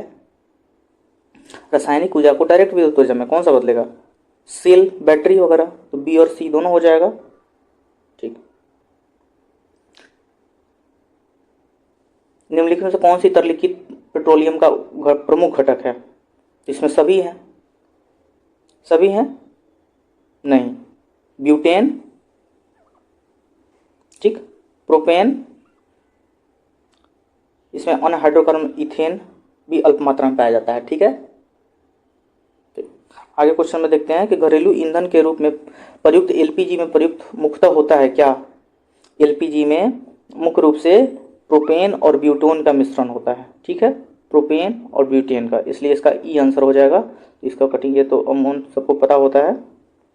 पेट्रोल और डीजल के अधूरे जलने से उत्पन्न क्या होता है? कार्बन मोनोऑक्साइड, ठीक। इसका डी आंसर हो गया। ऑक्सीजन की कमी कारण ईंधन में पेट्रोल या डीजल का पूर्ण दहन नहीं हो पाता। इसका मुख्य कारण कार्बन मोनोऑक्साइड उत्पन्न और निर्गत होता है, ठीक है। ऑक्टेन रेटिंग बढ़ाने के लिए किस यौगिक का प्रयोग करते हैं? ऑक्टेन रेटिंग बढ़ाने के लिए टेट्राइथाइलेट का इस्तेमाल करते हैं हम लोग, ठीक है। ऑक्टेन, ये देखिए क्या एक्सप्लेनेशन में दिया है कि ऑक्टेन रेटिंग पेट्रोल की उस क्षमता गुणवत्ता का माप है जिससे वह संपीड़न के दौरान दहक कर इंजन नॉकिंग उत्पन्न किए बिना नियंत्रित रूप में जलता है। टेट्राइथाइलेट मिलाने से पेट्रोल की ऑक्टेन रेटिंग बढ़ जाती है, ईंधन नॉक कम हो जाता है और ईंधन उच्च संपीड़न पर अधिक सुचारू रूप से चल पाता है। वर्तमान में सामान्य मोटर पेट्रोलियम से टेट्राइथाइलेट नहीं मिलाया जाता, जिसकी उसकी जगह अन्य अनलेडेड ऑक्टेन बूस्टर उपयोग किया जाता है, ठीक है। पेट्रोल की गुणवत्ता को कैसे व्यक्त किया जाता है बताइए जरा? ऑक्टेन संख्या में, ठीक। किसकी ऑक्टेन संख्या 0 है? इसमें बात करें तो इसमें इन ऑक्टेन संख्या की रेटिंग 10 है और इन हेप्टेन ऑक्टेन की संख्या 0 है। इन हेप्टेन की संख्या क्या है? 0 है। ऑक्टेन संख्या 0 है। हेप्टेन, तो हेप्टेन कहीं है ही नहीं, तो सारे आंसर गलती, तो उपयोग में से कोई नहीं। ठीक है, ये आंसर हो गया। इन हेप्टेन की इन का 10 तक मान, methane, propane, butane, pentane, hexane, heptane, octane. इन ऑक्टेन की रेटिंग 10 है। ठीक है, और इन हेप्टेन जो है उसकी ऑक्टेन संख्या 0 है। ठीक है, सीएनजी की बात करें तो उसका मुख्य घटक कौन सा है? मीथेन है। सीएनजी में तो मीथेन पाया जाता है। सीएनजी पृथ्वी के अंदर पाए जाने वाले गैसीय पदार्थ हाइड्रोकार्बन, पृथ्वी के अंदर पाए जाने वाले गैसीय हाइड्रोकार्बन का मिश्रण जिसमें अधिक मात्रा में मीथेन गैसीय छोर होती है। मीथेन गैस पेट्रोल, डीजल की तुलना में कार्बन मोनोऑक्साइड, नाइट्रोजन ऑक्साइड जैविक गैसों को कम उत्सर्जित करता है। ठीक है, स्वचालित कारों में सामान्यतः कौन सा तेल लगता है? स्वचालित कारों में सामान्यतः कौन सा तेल लगता है? स्वचालित कारों में जो ऑटोमेटिक कार है उसमें पेट्रोल का इस्तेमाल करते हैं। ठीक है, अब तो इलेक्ट्रिक भी आ गया है। ट्राइग्लिसराइड क्या है? ट्राइग्लिसराइड शरीर में पाया जाने वाला वसा फैट है, एक प्रकार का। हमारे शरीर में भोजन से प्राप्त अप्रयुक्त ऊर्जा को ट्राइग्लिसराइड में परिवर्तित कर देता है। ट्राइग्लिसराइड वसा में संचित होता है। ठीक है, आयोडीकृत लवण में रहता है पोटेशियम आयोडाइड। पोटेशियम आयोडाइड की संरचना भौतिक गुण खाद्य लवण टेबल सॉल्ट के समान है। व्यापारिक स्तर पर आयोडीकृत लवण बनाने में सामान्यतः इसी का प्रयोग किया जाता है। इसके अतिरिक्त पोटेशियम आयोडेट, सोडियम आयोडाइड का भी प्रयोग आयोडीनीकृत लवण बनाने में किया जाता है। ठीक है, सोडियम आयोडीनीकृत लवण बनाने में किसका इस्तेमाल करते हैं? पोटेशियम आयोडेट का, सोडियम आयोडेट का, सोडियम आयोडाइड का। ठीक है, कुकिंग ताप पर स्थिर रहने वाला क्लोरीन युक्त कृत्रिम स्वीटनर जो है जिसका उपयोग स्वाद शक्कर की तरह होता है, निम्नलिखित में से कौन सा है? सुक्रालोज एक कृत्रिम स्वीटनर तथा चीनी का विकल्प है। अधिकांश अंतर्ग्रहण सुक्रालोज को शरीर विभक्त नहीं कर पाता, इसलिए यह गैर कैलोरीकृत होता है। अतः कुकिंग ताप पर स्थिर रहने वाला क्लोरीन युक्त कृत्रिम स्वीटनर जिसका रूप तथा स्वाद शक्कर की तरह होता है सुक्रालोज होता है। ठीक है, आप ये भी यहाँ पे कंफ्यूज हो जाइएगा कि एस्पार्टम भी कृत्रिम मधुरक है, आर्टिफिशियल स्वीटनर है ये, लेकिन यहाँ पे कह रहा है क्लोरीन युक्त, मतलब जिसमें क्लोरीन हो, वैसा कौन सा है स्वीटनर, आर्टिफिशियल स्वीटनर?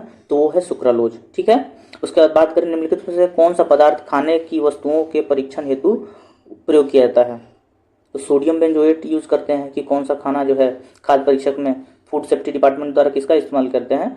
तो सोडियम बेंजोएट का क्या फार्मूला होता है? C6H5COON। ठीक है, खाना बनाने के लिए प्रयोग की जाने वाली गैस मुख्यतः कौन सी है? तो मीथेन है। मीथेन गैस खाना बनाने के लिए मुख्यतः बायोगैस मीथेन गैस का उपयोग करते हैं, जिसका गोबर, कूड़ा, कचरा आदि से प्राप्त किया जाता है। ठीक है, कार्बोहाइड्रेट के अपघटनोपरांत अंतिम रूप क्या बनता है? तो वो है ग्लूकोज। कार्बोहाइड्रेट का अगर जब तोड़ेंगे तो क्या किस फॉर्म में टूटेगा? तो ग्लूकोज फॉर्म में टूटेगा। ठीक है, उसके बाद बात करें अगर अल्कोहलिक खमीर फर्मेंटेशन का आखिरी उत्पाद प्रोडक्ट क्या है?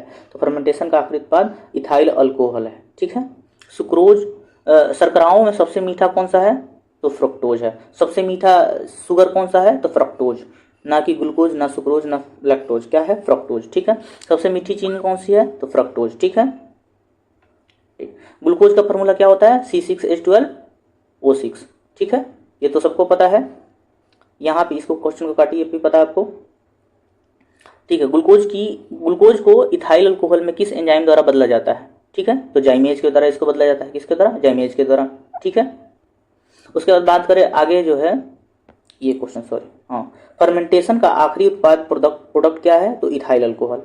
इसका क्या एक्सप्लेनेशन है? जटिल कार्बनिक पदार्थ का एंजाइमों की उपस्थिति से धीमी गति से सरल पदार्थों को परिवर्तन का किण्वन फर्मेंटेशन कहलाता है। अंगूर एवं अन्य फलों के रसों को यीस्ट की उपस्थिति में किण्वन तथा अल्कोहली पेय पदार्थों का निर्माण के लिए उपयोग में लाया जाता है। ठीक है, इस प्रक्रम में मुलासेस, शीरा तथा गन्नों और फलों से प्राप्त शर्करा अथवा विभिन्न प्रकार के अन्न से प्राप्त स्टार्च एंजाइम इवेंट से उपस्थित सर्वप्रथम ग्लूकोज एवं फ्रक्टोज उपस्थित अन्य पदार्थों का शुद्ध C6H12O6 है। ठीक है, तो यहाँ पे अगर ग्लूकोज को अगर हम जैसे ही यहाँ पे इसमें हाइड्रोजन जो है शर्करा से इसमें अगर कार्बोहाइड्रेट को तोड़ते हैं तो यहाँ पे ग्लूकोज और फ्रक्टोज बन गया। ठीक है, यहाँ पे अगले क्वेश्चन है ग्लूकोज और इथाइल अल्कोहल। ग्लूकोज को इथाइल अल्कोहल में किस एंजाइम द्वारा बदला जाता है? तो जाइमेज मिला करके। ठीक है, ठीक, आगे क्वेश्चन देखते हैं। त्वचा कैंसर जो है, त्वचा कैंसर किससे है? पराबैंगनी किरण। ठीक है, ध्वनि कैंसर डेसिबल में, ध्वनि प्रदूषण डेसिबल, उसके लिए डेसिबल जिम्मेदार है। उसके बाद बात करें वैश्विक तापमान, कार्बन डाइऑक्साइड के ज़्यादा बढ़ने से ग्लोबल वार्मिंग होगा। ओजोन छिद्र, क्लोरोफ्लोरोकार्बन। ठीक है, एंटीबायोटिक औषधि एक किसका उदाहरण है? पेंसिलिन, ये एंटीबायोटिक का उदाहरण है। ठीक है, इसका पेंसिलिन का किस चीज़ में इस्तेमाल करते हैं? तो पेंसिलिन जो है एंटीबायोटिक है जो एस्पिरिन और पैरासीटामोल पीड़ा सा मतलब ये बुखार वगैरह में इस्तेमाल करते हैं, जबकि क्लोरोक्विन मलेरिया औषधि में काम करते हैं। ठीक है, तो सारे ऑप्शन को बता दिया कि एस्पिरिन जो है, एस्पिरिन ये तो, और पैरासीटामोल ये दोनों जो है दर्द और बुखार वगैरह में काम करते हैं। वही जो है क्लोरोक्विन जो मलेरिया में इस्तेमाल करते हैं, पेनिसिलिन जो है एंटीबायोटिक में इस्तेमाल करते हैं। ठीक है, मेडिकल केमिस्ट्री में दवाओं का वर्गीकरण किस आधार पर किया जाता है? सबसे अधिक उपयोगी है। दवाओं का वर्गीकरण किस आधार पर सबसे अधिक उपयोगी है? तो आणविक लक्ष्य। ठीक है, मेडिकल केमिस्ट्री में दवाओं का वर्गीकरण दवा की रासायनिक संरचना, औषधीय प्रभाव और दवा की घुलनशीलता तथा आणविक लक्ष्य के आधार पर किया जाता है, जिसमें सबसे अधिक उपयोगी विधि आणविक लक्ष्य का आधार है। ठीक है, 100% शुद्ध इथेनॉल को क्या बोलते हैं? पूर्ण शराब बोलते हैं। ठीक है, पूर्ण शराब। साबुन ग्रीस को हटाता है किसके द्वारा? पाइसीकरण के द्वारा। ठीक है, उसके बाद फिर कपड़े साफ करने में प्रयोग किया जाने वाला डिटर्जेंट कौन सा है? सल्फोनेट। डिटर्जेंट आद्रकों के यौगिक होते हैं जो तनुकृत अवस्था में सफाई के गुण को प्रदर्शित करते हैं। वस्तुतः ऐसे पदार्थ एल्काइल बेंजीन सल्फोनेट होते हैं। डिटर्जेंट कठोर जल में भी घुलनशील होते हैं। ठीक है, साबुन ग्रीस को हटाता है किस विधि द्वारा? पाइसीकरण के द्वारा। ठीक है, उसके बाद बात करें, ये क्वेश्चन है ग्रीन केमिस्ट्री शब्द से क्या तात्पर्य है? वह प्रक्रिया जो मानव स्वास्थ्य, पर्यावरण और रासायनिक प्रतिक्रियाओं के नकारात्मक प्रभाव को कम करता है। ठीक है, यहाँ पे वैसी क्वेश्चन का दिया है कि शुद्ध इथेनॉल क्या है? इथेनॉल का फॉर्मूला क्या होता है? C2H5OH, और पूर्ण शराब एब्सोल्यूट अल्कोहल हो 100% इसमें जो है अल्कोहल हो जाएगा। पाइसीकरण क्या होता है? पाइसीकरण जो ग्रीस को हटा रहा है साबुन, तो पाइसीकरण दो या दो से अधिक अमिश्रणीय तरल पदार्थों को एक साथ मिलाकर एक अर्ध स्थिर मिश्रण बनाने की प्रक्रिया है। ये सामान्यतः ध्रुवीय संबंधों युक्त लंबी श्रृंखला वाले यौगिक होते हैं। उदाहरणार्थ साबुन के अणु दो भाग में होते हैं। एक होता है लंबी हाइड्रोकार्बन जिसमें C7H35 जो वसा में घुलनशील है। दूसरा है जल में विलेय पोलर COO-Na+। ठीक है, पाइसीकरण के दौरान साबुन का अध्रुवीय एल्किल समूह तेल या ग्रीस में घुल देता है। ध्रुवीय समूह COON+ जल में घुल जाता है। जब इसे ठीक ऊपर रगड़ा जाता है तो ग्रीस छोटी छोटी बूंदों के रूप में जल में नमित हो जाता है। जल बहाव से सरलता से बह जाता है। ठीक है, डिटर्जेंट क्या है? डिटर्जेंट जो है शोधन अभिकर्ता है। सफाई कार्य के लिए जो है साबुन और अपमार्जक के लिए इस्तेमाल करते हैं इसका। ठीक है, साबुन का उपयोग वर्षा में कर रहे हैं, वह अपमार्जक श्रेणी में भी आता है। ठीक है, निम्न में से कौन सा पदार्थ साबुन बनाने में प्रयुक्त होता है? तो वनस्पति तेल। ठीक है, सोडियम हाइड्रोक्साइड, वसा को सोडियम हाइड्रोक्साइड विलयन के साथ मिलाया जाता है। जब किसी तेल को अथवा वसा को सोडियम हाइड्रोक्साइड यानी कि NaOH विलयन सॉल्यूशन के साथ मिलाया जाता है तो तेल अथवा वसा संगत एसिड सोडियम लवण ग्लिसरीन में परिवर्तित हो जाता है। इस अभिक्रिया को साबुनीकरण कहते हैं। ठीक है, जल की अस्थायी कठोरता के कारण क्या है? कैल्शियम तथा मैग्नीशियम के क्लोराइड और सल्फेट। ठीक है, कठोर पानी वह है जो साबुन लगाने पर झाग सहजता से उत्पन्न नहीं करता। ठीक है, इसका मुख्य कारण है कैल्शियम तथा मैग्नीशियम क्लोराइड और सल्फेट। ठीक है, उर्वरक फर्टिलाइजर क्या है? फर्टिलाइजर में कौन कौन सा तत्व पाया जाता है? तो इसमें सब पाया जाता है, कार्बन, हाइड्रोजन, ऑक्सीजन, नाइट्रोजन और ऑक्सीजन सभी पाया जाता है। ठीक है, जैसे NH2 को NH2, ये यूरिया का फार्मूला है, NH2CONH2, ठीक है। यूरिया में 46% के आसपास नाइट्रोजन एमाइड के रूप में उपस्थित होता है, ठीक है। उर्वरक के लिए घटक का उपयोग जो है शीघ्र विकास को प्रोत्साहित करने के लिए किया जाता है, इसमें सबसे फास्फोरस है, ठीक है। उर्वरक किस घटक का उपयोग शीघ्र विकास के लिए किया जाता है, तो फास्फोरस का। फास्फोरस सूर्य के प्रकाश से ऊर्जा के पौधों को स्थानांतरित करने में मदद करता है, जिससे जड़ों और पौधों को प्रारंभिक वृद्धि को उत्तेजित करता है तथा परिपक्वता को तेज करता है, ठीक है। उसके बाद मिसलेनियस में देख लेते हैं कौन कौन सा क्वेश्चन पूछा है बीपीएससी अभी तक का। तो नीचे रात में चमकने वाले वर्णक के रूप में कौन से यौगिक को जाना जाता है, तो यूरेनियम और डोप्ड स्ट्रोंटियम एल्यूमिनेट। रात में चमकने वाले वर्णक वे पदार्थ होते हैं जो पहले प्रकाश ऊर्जा को अवशोषित करते हैं, फिर अंधेरे में लंबे समय तक धीरे धीरे प्रकाश उत्सर्जित करते रहते हैं, ठीक है। यूरोपियम डोप्ड स्ट्रोंटियम एल्यूमिनेट ही वह यौगिक है जो नीचे से रात में चमकने वाले वर्णक का, यूरोपियम डोप्ड स्ट्रोंटियम, सॉरी मैं यूरेनियम बोल दिया था, यूरोपियम डोप्ड स्ट्रोंटियम एल्यूमिनेट जो है ये रात में चमकने वाले कंपाउंड है, ठीक है। स्मार्ट फिल्म के लिए किस सामग्री का उपयोग किया जाता है, तो ये है इंडियम टिन ऑक्साइड, ठीक है।